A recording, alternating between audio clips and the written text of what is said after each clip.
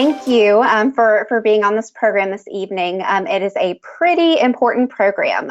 We are going to be talking about making space for your emotional wellness, and this is a pretty important topic.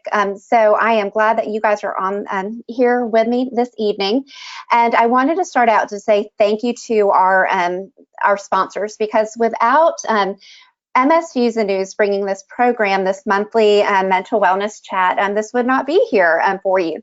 But beyond that, our sponsors are a critical part as well. So thank you to Janssen, a pharmaceutical company of Johnson & Johnson, Novartis, EMD Serono, Bristol-Myers Squibb, and then also Biogen. Thank you to all of our sponsors.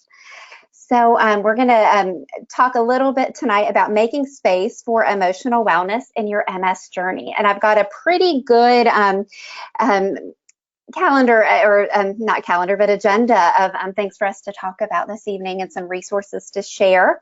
But we're going to move on to our next slide here and just kind of give some reminders. I already have some people, I have some people in the question box already, so people that have been on this monthly mental wellness chat before, so they're familiar with how this works. But I do like to share that this is a program that's being video recorded. So you're going to get resources tonight, but I don't want you to worry about them if you cannot write fast enough, or if you're feeling like you want to see this again, because this is video recorded. And so you'll have access to it again in roughly probably a week or so on the MS Views and News YouTube channel. And then just a reminder, this is not an actual therapy session. I am a therapist, but these resources, this information is informational, but it is not an actual therapy session. And I will get us started. So again, I'm Jessica Thomas, and actually at this point, I'll tell you a little bit about me while we have more people writing in. I am a licensed clinical social worker, and I specialize specifically in helping people live well with neurological disease. And so, and the reason why I do this is that I was diagnosed with MS about 16 years ago. And so I've been living with MS for quite a while. And I've been a social worker for many years, but I decided to change my path and help other people because I understood how hard of an emotional journey it was for myself. And so, okay, we've got some people that have put it into the chat box. So David and Lynn are from, I'm going to maximize this, so hold on one second, are from San Antonio. Maddie's from Greensboro. He is happy and he's tired. Maddie, I can definitely understand that. Tammy is from Bristol, Tennessee. She's feeling okay. She's had a long week emotionally. I'm so glad, Tammy, that you could make it here. And then Maria is from Miami, and she's doing well. Maria, I am a major Miami Dolphins fan and Miami Marlins fan, so I love where you live. So thank you for everyone that inputted a little bit. We also have someone that's from Phoenix, and they're having a so-so day. Just have had a bad headache. So I am so glad that you're on the call, because I know it probably was a challenge. And then we have Michelle from Arizona. It's been a long week and tired. So we've got some tired people tonight. So hopefully tonight's program will provide some resources and give us a little bit of energy or a little bit of motivation in looking forward to making a wellness plan. And Rhonda from Alabama has had a busy week, and but she's a little bit emotionally drained. So I'm glad you guys are on this program tonight, because this is going to give us some things to work with. So we're going to move on to our next slide. And so emotional wellness includes your thoughts, your emotions, and your ability to deal with life's challenges. And emotional wellness is something that everybody needs to strive to achieve, but I think it's especially important for people living with chronic disease, and specifically MS, because MS is not free of challenges, right? I know that we have some people that are tired today, that have had a long week, that are a little bit emotionally drained. MS might be a part of that. It might not be a part of that. But we are going to focus on some strategies to try to see if we can incorporate as much emotional wellness as possible in our lives. And so tonight we're going to talk a little bit about how we set emotional wellness goals for your MS journey, where you can advance the slide, please. We're going to be exploring and identifying your values going forward. You're going to hear me talk a little bit about values, because identifying your values is really important for some of the things that we're going to be working on. We're going to learn a little bit, a couple emotional wellness building skills, and then we're going to learn some resilience tools and how to cope with everyday challenges. So this is kind of a hefty agenda here, and so we are going to touch on all of these things, but I am going to encourage you that when the program is done this evening, if I talk about something that you like or something you want to learn more about, all this stuff is very, very easy to find and very easy to research as well. So one thing I think that's important, I'd like to start us off with this, is that the title of the program is Making Space for Emotional Wellness. And so I think it's important to say that we have to make space. So that means that we have to do some things intentionally. We have to put in effort to make changes. We need to try things and then maybe retry things sometimes. And I am a big believer on making small changes, not big changes, because small changes, I think, make bigger differences. And so I just want to put a little bit of emphasis on the idea of making space is something that we actively have to do. So I'm going to talk about some resources, and they're great resources, but it will be your intention, your effort, your ability to incorporate some small changes that will make a bigger difference for you. So we're going to move on to our next slide. So signs of emotional wellness. Having the ability to talk with someone about your emotional concerns, having the ability to share your feelings with others, saying no when you need to without feeling guilty. I'm going to just pause this for a second. Does anyone struggle with that? Does anyone struggle with saying no? And you can just put it in the question box if you want. Other signs of emotional wellness are is feeling content most of the time. Feeling that you have a strong support network or a emotional support team, people in your life that care about you. So I have a couple people that do struggle with saying no, and I have a couple people that don't. So that is awesome. And then being able to relax, that's the sign of emotional wellness. How many of you struggle with being able to relax? I know that this is a problem for some people, so I'm having some yeses I'm seeing right here. You know, so if you're not able to relax, you know, sometimes that can be a sign of, you know, that you're lacking in the area of emotional wellness at times. And someone put in the comments that they can relax when they do yoga. That is great. And then, so another sign of emotional wellness is just feeling good about who you are. So that is just sort of a landscape of just some general things that we look at when we're looking for emotional wellness.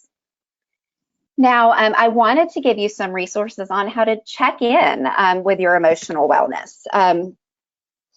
And so these are, and we'll advance the slide. These are some questions to ask yourself. Do you see stress as something that you can learn from or something to avoid? So is this, how do you respond to stress? Do you kind of lean into it and think, okay, well, what can I learn from this? Or is this something that you try to keep it out of your life? And I do think there's some value in trying to keep stress out away as much as possible. Are you aware of your how you feel when you're stressed? And we'll go here to the question box. So I love it. People are already inputting right now. So some people are saying, I avoid stress. And I think that's good because we need to avoid stress as much as possible, especially living with MS. But how many of you, or for like everyone that's on this call that would like to contribute, how do you know that you're stressed? What is your signs? Like, how does your body feel? Or what behaviors do you have when you're stressed? Do you know how you feel when you're stressed out? So I'll get us started here. So when I am stressed, my mood, I tend to be a little bit more edgy or grouchy. And also if I'm stressed, I don't sleep as well. So I know if I'm not sleeping as well, then I'm definitely stressed. So, and we have someone here that says they can feel kind of panicky when they're stressed, and that's a sign for them. It's really important for us to know how we're feeling when we're stressed. And then someone says they feel depressed. Another person said yes, edgy, so they feel similar to how I feel. Someone says I move more quickly and then drop things and get off balance. So that's a really great insight of how your body reacts to stress. And then someone else said that they have bad dreams. So, or their chest is tightened, their neck might be tense, etc. If there is their physical signs. So, so when you're checking in with your emotional wellness, it's really important to know kind of like how your body reacts to stress. And do you allow yourself to experience emotions, as they are? This is important to ask too. Or do you deflect the emotions? Often we find that if we can embrace the emotion that we're feeling and not be judgmental about it, if we're feeling upset or stressed, sad, etc. It's important because if you can embrace it without judgment, it will let you kind of cope and deal with the feeling. But if you try to kind of like deflect it or put it away, what happens sometimes is that feeling kind of goes away for a little bit, but it comes back and it can be a lot more intense. And then questions are, another question is, how are you taking care of yourself on a daily basis? And are you able to ask for help when you need it? I haven't seen more comments here. We have someone that said, I've been able to allow myself to express my feelings, which is great, and they're becoming better at that. And we have, when I hate asking for help. I bet there are many of you guys on today's program that feel the same way. It is really hard sometimes to ask for help. It's a resilient thing to do, but it can be very difficult. And I know that there's probably someone else that can identify with you as well on that. So we're going to move on to our next slide. I came up with some questions that I thought were good. It's a good, I think, series of questions to ask yourself on a daily basis. And I think that this can start to engage your emotional wellness. So the first question is, how am I feeling today? And so I want you to think about how you're feeling either physically, mentally, and emotionally. So this is like a temperature check, a pulse check, a battery check, etc., on how you're doing.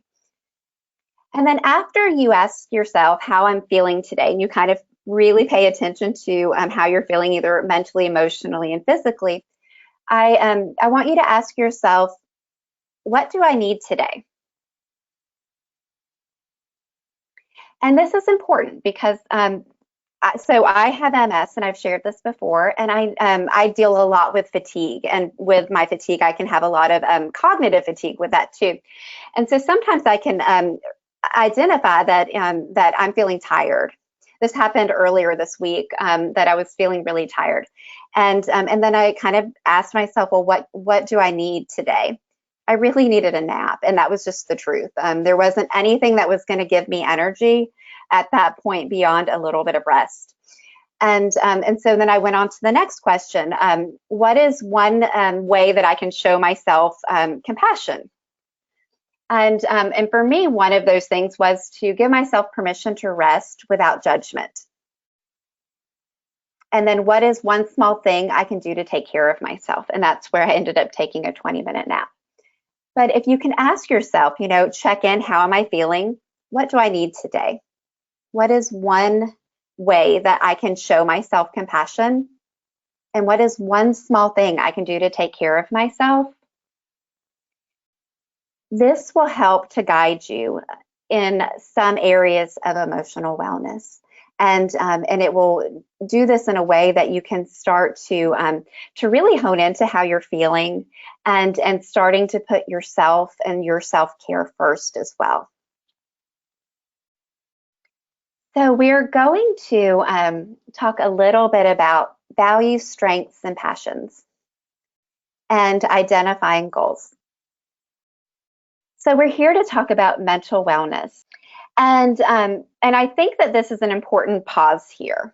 The reason why I think it's important to talk about values, strengths, and passions is because often our values and our strengths and our passions will help kind of lead things that lead us to be as most successful as possible in the areas that we want to succeed in, even if it's a wellness goal. And so for the sake of tonight's program, I could do a whole entire program on just this topic right here. But what I'm going to encourage you, and this is something I do with many of my patients, is that I have them as a homework assignment. Go to a big list of values. You can Google it. You can find a list. There's one of like with 200 values, and there's all sorts of lists of values on the internet. And I have them go through and I have them print out a list, and I have them highlight the values that they really resonate with. And then I have them slowly whittle them down, get values that are similar together. So if like exercise and health were two of your values that, they're kind of in the same family, they're same connected sort of. So what you do is you sort of whittle down and you come up with 4 or 5 values that you really connect with, things that are important to you. And then I have my patients usually list 4 or 5 strengths, things that they're good at. And this one can be challenging because sometimes actually everybody's good at something and they're good actually at a lot of things. But this can be hard because MS sometimes changes our ability to work. And sometimes when we think of strengths, we only attribute that to work. I don't want you to attribute your strengths just to work. I want you to think about your strengths just in general. The things that you as a person and your character that are good. And if you have a hard time identifying that, I want you to talk to someone that loves you because they can probably help you kind of pull out some of your strengths. And then I want you to write out, 4 to 5 passions, things that you're passionate about. And for some people, again, they go straight to vocation, and that's actually not quite what I want. You may have a vocation or a job that you're passionate about or a career, but I want to know about other things that you're passionate about too. And because knowing your values, your strengths, and your passions will tell you a lot about yourself, but it also will help guide you as you're trying to make wellness goals, and especially in the area of emotional wellness. And so I'm going to encourage you as you identify to explore these 3 areas for yourself, and to definitely think about doing that before you identify like hard and fast goals that you want to work on. And I can promise you, this is one of the best activities I do with some of my patients. It's really cool to kind of see the values, the strengths, and the passions, and how that interacts with everything. So we're gonna move forward now. And we're going to just talk a little bit about setting emotional wellness goals for your journey. And I thought this was interesting. There is how many of you are familiar with SMART goals?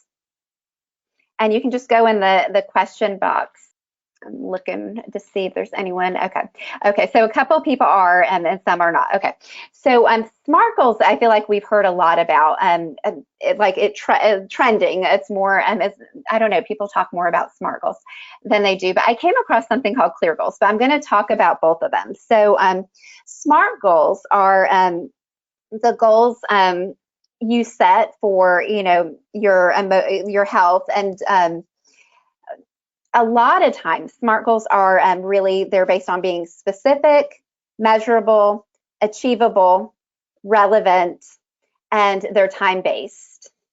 So SMART goals are really great. So if I was like an example of a SMART goal would be, and we can advance the slide, please, is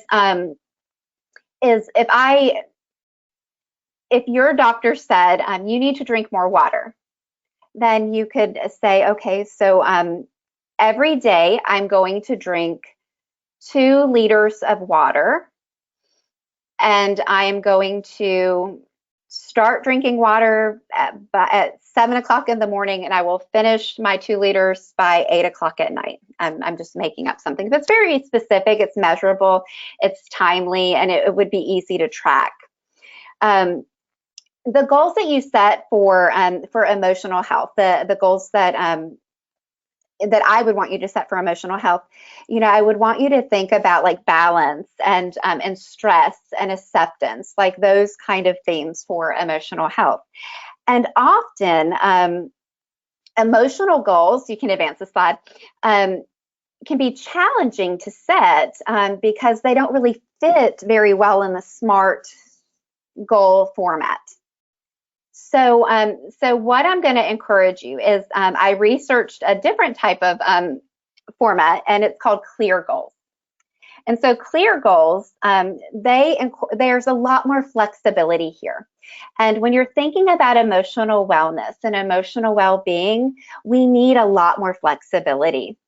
So clear goals, the acronym stands for having collaboration. So it might be working with someone, getting some help, some support, listening, empathy, which I think for yourself as well, adaptation, so being able to adapt things, and then rewarding success, which I think is actually one of the most important parts of the clear goals, is really being able to reward the small things, the small successes that you have. And when I think about collaboration, I also think about, with emotional wellness, not thinking of it more as that it's something that you're not doing solely by yourself, that you have some resources, some support, etc. So I'm going to get us going on the chat box and connecting a little bit. I have someone here real quick though first that said, I'm not stressed when I am alone, that's all. And that is fair, and so that's important to note that sometimes, you may be more peaceful, when you're by yourself. I know some people, they feel more stressed if they're not with people. So I would like for you in the question box to write in, what is one thing you would like to work on that would help support your emotional wellness? What is one thing that stands out to you that you would like to work on? So we have someone that says having a positive self-esteem. That's something I hear a lot in counseling sessions. Giving myself grace. It's a beautiful one. Let's see. Getting a hobby or new experience. I love that. I love that. Being kind to myself. That is great. So there's a lot of self-compassion here. Not being so antsy about being on time, which makes me worry. Maria, we could be sisters. That I get so antsy when I'm not on time. Ability to accept criticism. I'm sure many people could identify with that one too. So it's important to and not isolating myself. That's a very good one. With emotional wellness, it's really important to not be isolated. At the same time, if you have people, the primary people that you're around stress you out, it's important to have alone time too. You're going to see much later in today's program, we're going to have some wellness goals, some examples, and some are things that you do independently, and then some are actually things that you do with others. So you'll see some goals here. And very good. Okay, so we're gonna move on, and I'm going to talk a little bit about some some resilience, emotional wellness skills here. So purpose is one of them. I'm going to talk about its purpose. I'm also going to talk about pivoting and pacing. And I think that these are really good emotional wellness skills. And purpose is something that gives us meaning. It is it's a really pivotal part of everybody's life. And I think it's something that I see in counseling that is really challenging for people, because MS, often we identify purpose very much so in two facets. And one is through our vocation. So a lot of times people will identify purpose through their career. And then a lot of time people will identify purpose through their family. So if they're, a parent, et cetera, or a spouse, caregiver, et cetera. And I think it's really important for us to look at purpose a little bit differently, because purpose, I believe, is sort of a continuum that kind of changes a little bit. And purpose gives us meaning, and also gives us direction in our lives. And purpose, can provide goals. Purpose really is about what matters the most. But if we look at it like a continuum, it can be very beneficial, because if we only identify purpose as our career, eventually our career may change. And I'll use my own example. I'm a counselor right now, but if MS, was to continue to impact my life to a level where I couldn't work, then I would have to change my vocation, probably medically retire.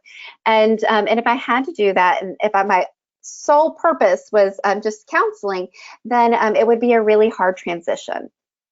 And so I want you to think of, purpose is kind of multifaceted, and also purpose is something that is a continuum, that it's kind of evolving and changing.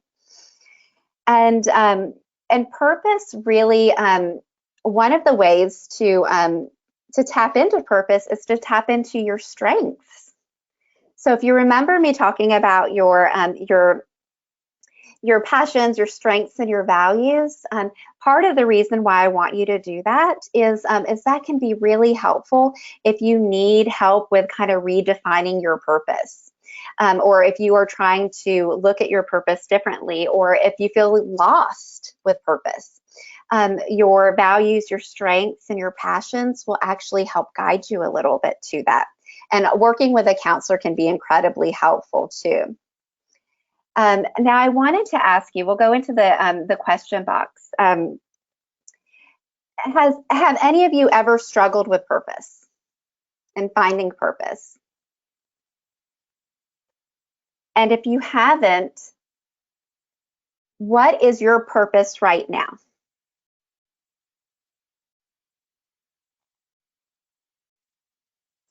Oh, I have.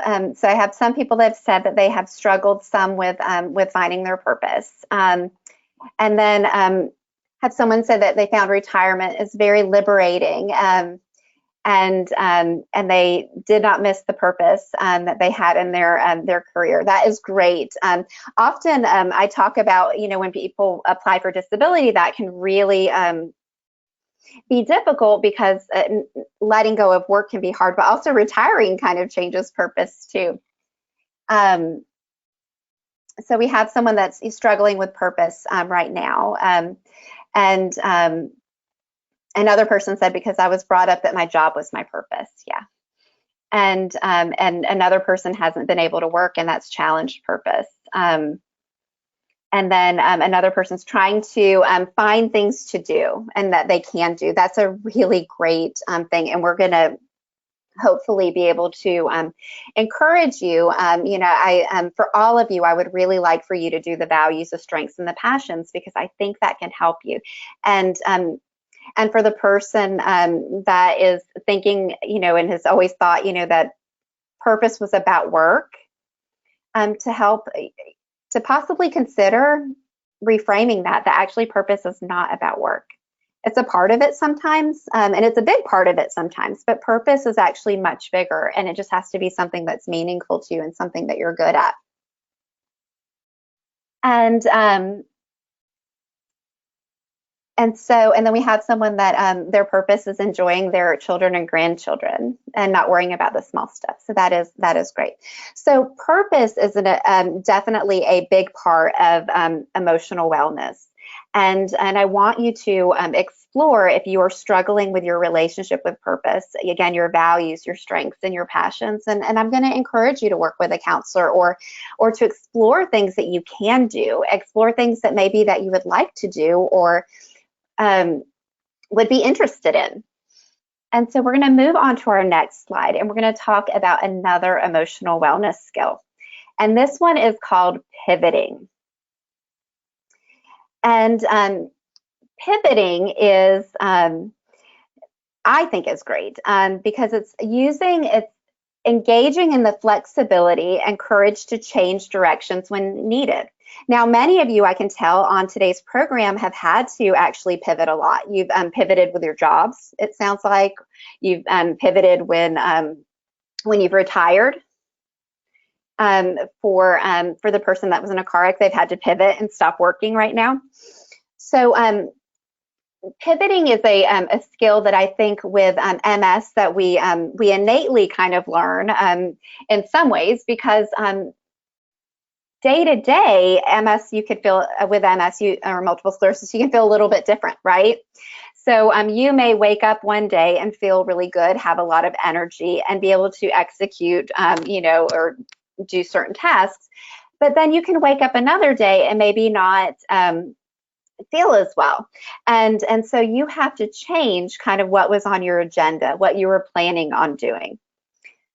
The thing about pivoting that is great is that pivoting allows you options. And there's no perfect decisions with pivoting, only empowered ones. So pivoting is, if you can look at it as like a sense of control, like that you get to have some flexibility and change your direction. When there's times that you can pivot that are a little bit more proactive. And if you can do that earlier than later, then you tend to have more options. And so that's the only thing about pivoting that I think is that can be beneficial to know about, is that it's important if you can plan ahead a little bit with pivoting, you have more options versus if you have to make a change right away. But pivoting is something that we do, and that I do find with MS, often people have to make changes, and it's a skill that they use. But if we embrace pivoting as as something that is a positive thing, then we realize that we have some control in our choices. And sometimes even just simply knowing that we can have other options can be liberating in itself. And so, for example, if you are feeling pressured that you have to do one thing, if you remind yourself, well, I actually do have some other options that I could activate or could utilize, then that in itself can help you to feel a little bit better, that you feel like you have choices, even in the end, if you don't decide to change directions, etc.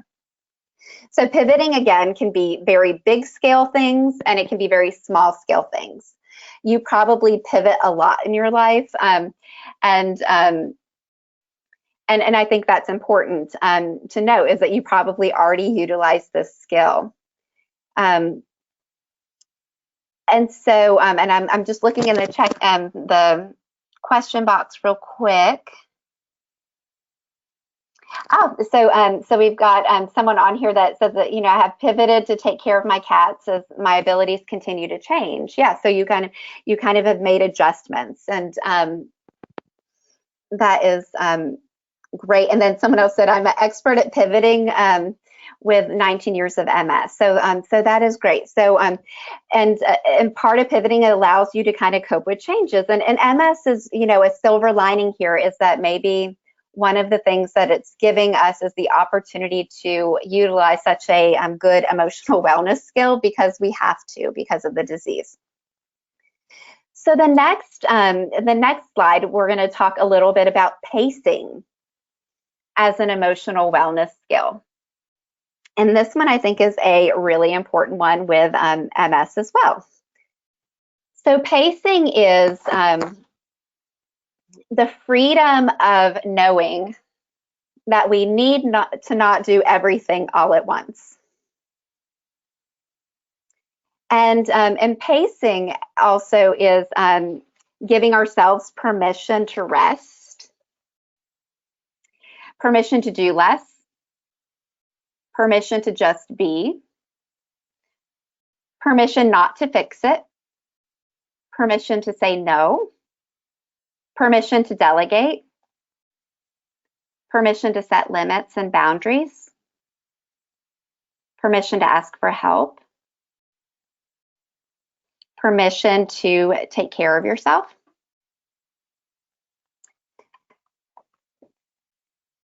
Often with the skill of pacing, I find that MS kind of pushes us a little bit to learn this, and I'm sure many of you would agree with this. We have someone that said, I have to work on pacing, so I'm glad that you're here so you can learn a little bit about this.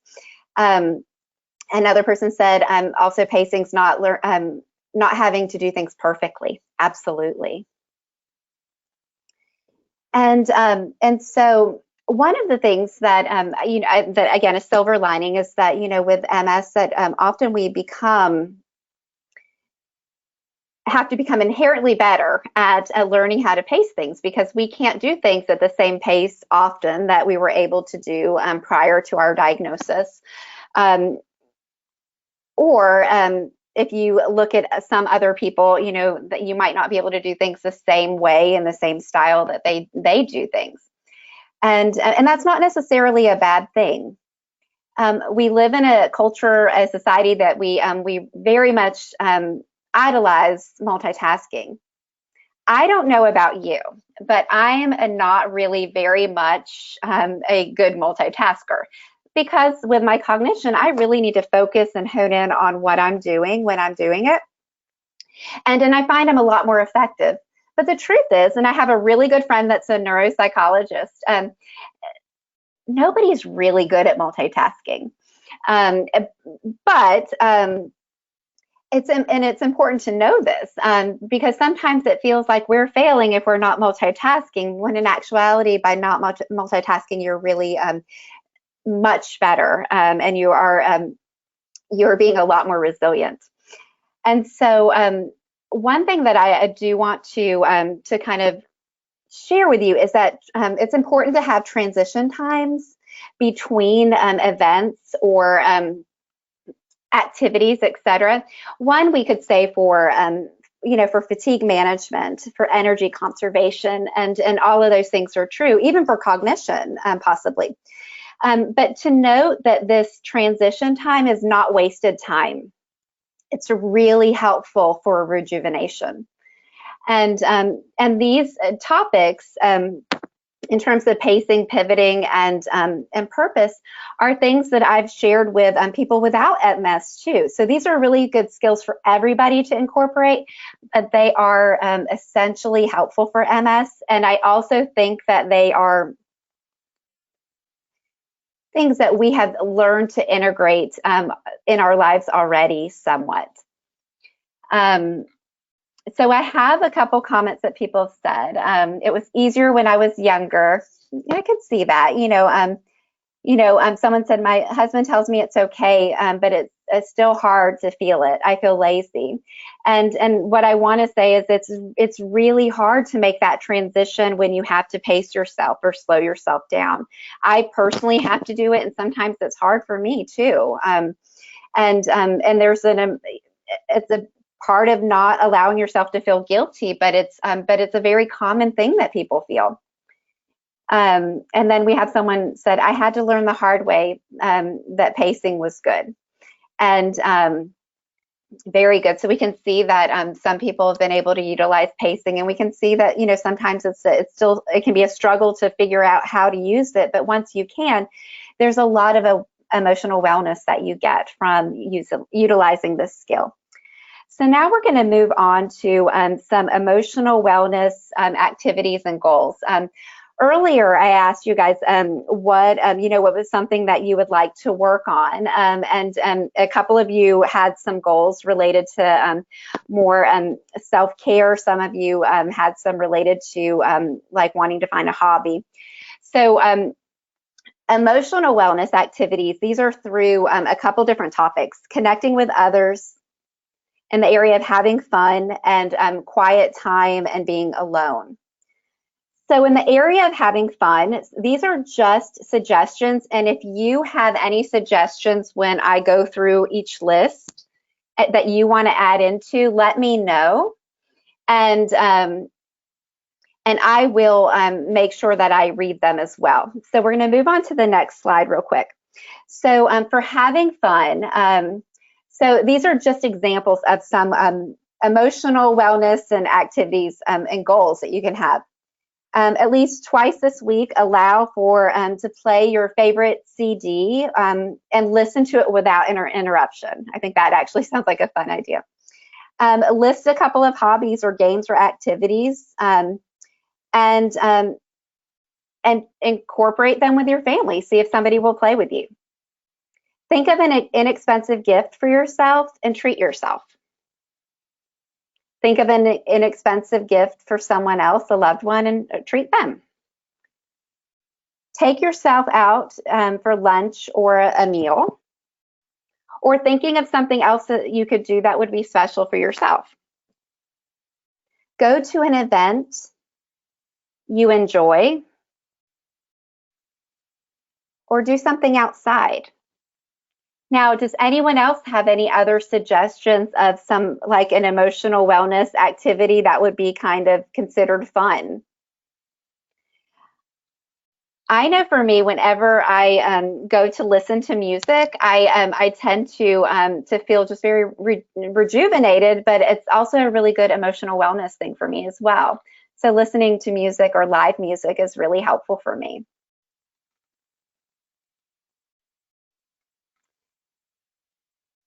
We've got someone here, get yourself to bed on time. You're going to see that on one of these lists here soon. But yes, getting yourself to bed on time is absolutely perfect. It's so hard to get the energy to go out. I do use Amazon frequently. So yeah, and so a lot of these having funs are, kind of mentioned going out, but having fun can be doing things at home too. Sometimes I do some embroidery stuff or try to learn a new craft, and I consider that fun. And okay, we've got another one, but that's going to come up on our other list, so I'll wait for that. So we're going to move on to our next slide, which is quiet time with yourself. So these are just some activities that you can do, and then we're going to continue to ask. I'm going to ask you guys if there's any other ideas that you have or things that you do. So for quiet time, at least, a couple times this week to work on deep breathing. If you have been on any of these mental wellness chats, you have definitely heard me talk about breathing and being mindful and meditating, etc. And then for another quiet time with yourself, there's set aside 10 minutes to practice meditation or visualization. In the past, I've talked about visual imagery, and that can be something that can be very helpful too. Doing yoga. We've had someone on here already that talked about doing yoga. So doing yoga or Tai Chi, something like that, an exercise class. Once a day, write down 3 things that you're grateful for. Now, I don't write down 3 things, but every day I write down something that I'm grateful for. And that has been very helpful for me to be reflective. And then we at least 3 nights a week. I would love this to happen 7 nights a week. Get at least 7 hours of sleep. So these are wellness goals for you, for yourself. Now, I want to ask you guys. Here, this is so great. So reading is one of my favorite things. That's what someone just put. That's a great quiet time activity. I know sometimes my family watches a lot of sports, and while I do love sports at night at the end of the day, I want quiet time where I'm just by myself, and reading is a great suggestion. How many of you, or does anyone else have any quiet time activities that they do? Okay, we have a learning to play the clarinet, not so quiet. I love that, but that is an activity with yourself. That is a great thing. We have some writing. That is a great one too. So we're going to move on to our next category, which is connect and share. So these are some other just goals, some activities, some ideas. And so so at least once a week, share thoughts with a friend or a relative by inviting them over. Or just calling someone you haven't talked to in a while. Going out to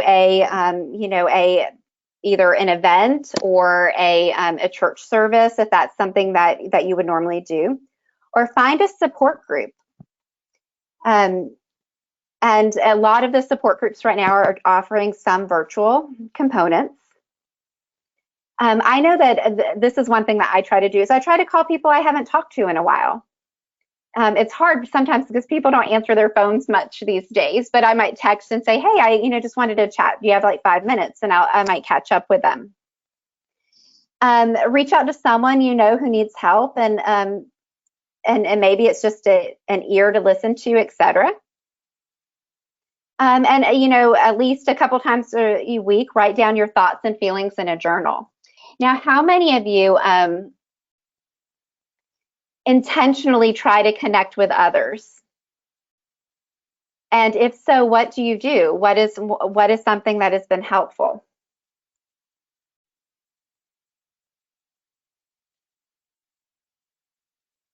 So one person participates in Facebook groups. That's great. Support groups, they call their friends, and they also go to church. Talking with friends. Another person goes to lunch with a friend almost every week. It's a great thing to do. I do an online Bible study. That's great. One of the things that I decided to do was to learn how to play bridge. I don't know how successful or how good I'm going to be at it, but this has been helpful for me because it's, one, cognitively, I think it's going to challenge me a little bit. But then also it's one night, once a month, I am going to interact with some friends when I normally would not do that during the week. Okay, so we had someone else that says talking with friends and going to virtual support groups. Very good.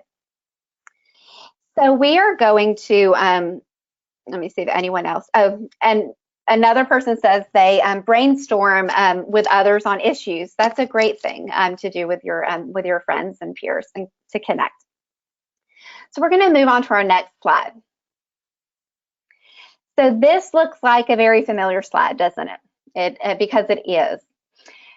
The reason why I duplicated the slide is because I wanted to be intentional about it. All the things that we've talked about today are all really good skills and resources and tools, and we can expand far beyond them. Tonight we only get an hour together, but I want to reinforce this one point, is that you can make space for emotional wellness. It doesn't mean that emotional wellness happens immediately, but with some intention, with some effort, some small changes, you could possibly feel a little bit better. And so I just want to continue to encourage that point because I think it's incredibly important and worth sharing again. So we will move on to our next slide. Okay, so we're going to pause here. Can you actually go backwards one more time? I'm sorry.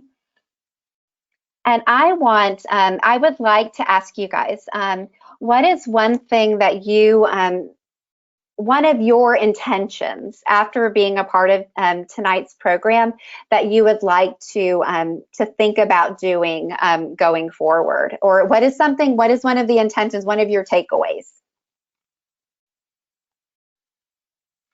We have someone said the emotional wellness program such as this one is very helpful. Thank you. I'm so very thankful. I know one of my intentions, as you know, when I prepare these programs for people, I think about myself too and kind of what I need. I definitely want to work a little bit better, a little bit more on pacing as the holidays are coming up. I think that for me is going to be important. So does anyone have anything that they would like to focus on or work on, you know, between this program and next month even? To be with people I'm comfortable with, to permit myself. That's a great one. Another person said work on pacing. Another person said get more sleep and rest. I hope you do, because I'm sure you'll feel much better if you can.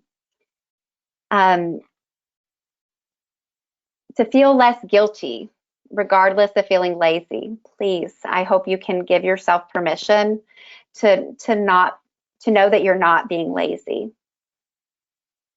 Someone says definitely pacing, to form new friendships, to lighten up, to surround myself with positive people. I will make a list of things I could do for the times I feel confused. It's a great thing to do. Continue to meditate and forgive myself if I cannot get everything on my to-do list done. One of these strategies I will share with you is one of my secrets. It's so at times our to-do lists can become incredibly challenging, and it feels like our to-do list can feel like we're not doing enough, right? If I'm ever in the place, or if I'm working with a patient that I can tell that they are struggling because their to-do list feels like they feel like they are not good enough if they're not checking off their to-do list, or they're feeling overwhelmed by their to-do list, I try to get them to do something different, to do an I did list. And for me, the psychology behind this has been incredibly helpful. So if I'm feeling overwhelmed by a to-do list, what I start doing is I start writing down the things that I did do. So it might be that I got up and I took a shower and I brushed my teeth. And it might be that I checked the mail. And it might be that I took my dog out to go to the bathroom. I start acknowledging the things that I did do, because a lot of times we have a lot of hidden things that we've done that we never would normally give ourselves credit for. And I think that the ability to do that can help you sometimes. And I know from a psychological perspective, it can be very helpful. So if I'm feeling overwhelmed by a to-do list, I acknowledge the successes and the things that I have done, and I create an I did list. So we have a couple people that are also going to be making space to try pacing for the holidays, as they can be extremely stressful, and delegate to others. And someone else has a appointment with a therapist and has learned a lot from these talks. I am so thankful that you have an appointment with a therapist. And the person said, great idea about the I did list. That is great. So we're going to move on to the next slide here in a second, but I want to give you guys a lot of encouragement to know that little things, that small changes that you can make, between now and next time we have our mental wellness chat, that small changes can make big differences. And so I wanted to thank our sponsors. We're almost at the end of our program this evening. Again, I am so thankful for all of my the sponsors that allow this program to be here. MS Views and News, of course, is the organization that brings this MS Wellness Chat to you guys. And then our sponsors are Janssen, a pharmaceutical company of Johnson & Johnson, Novartis, EMD Serono, Bristol-Myers Squibb, and Biogen. And without them, we would not be able to have this program. So I am so incredibly thankful for them. And so our next mental wellness chat is going to be a really good one. And I've paid a lot of attention to the topics that you guys have wanted to have, and we are going to really hone in and focus on depression in a much deeper way than I've done before. If you don't live with depression and MS, it's still going to be a safe program for you to be on. But we're going to talk about a couple of things. We're going to learn strategies, and sometimes, you know, people are on medications for depression, and they still have a lot of depression regardless of being on medications. We're going to also talk about staying emotionally well this winter. As you know, the seasons change and we get into winter, a lot of times people can have seasonal depression, and we're going to talk a lot about that as well. And then we're going to talk about dealing with apathy and loss of motivation as well. So next month's program, we're going to do a just deeper dive into depression and MS, and I think it will be very helpful because we've had so many people that could benefit from this. And so the next slide from here, is standard thing that I say, you know, immediately after tonight's program, there's going to be a survey that pops up, and it will pop up immediately once I'm finished. And I would like for you to please stay on and complete the survey. I greatly benefit from hearing your feedback, and I know MS Views and News does as well, as much as our sponsors do. And you guys kind of help guide these programs to continue. So, so please stay on. And then I always say that I'm not saying goodbye. If you were a patient of mine, I would say, we'll put a bookmark here and we'll pick up next time. But I'm not saying goodbye. I'm saying I will see you later. And I wish you a happy Thanksgiving. And I hope that you can incorporate purpose and pacing and pivoting as you enter into the holiday season. And I look forward to seeing you in a month. Take care of yourselves. Bye.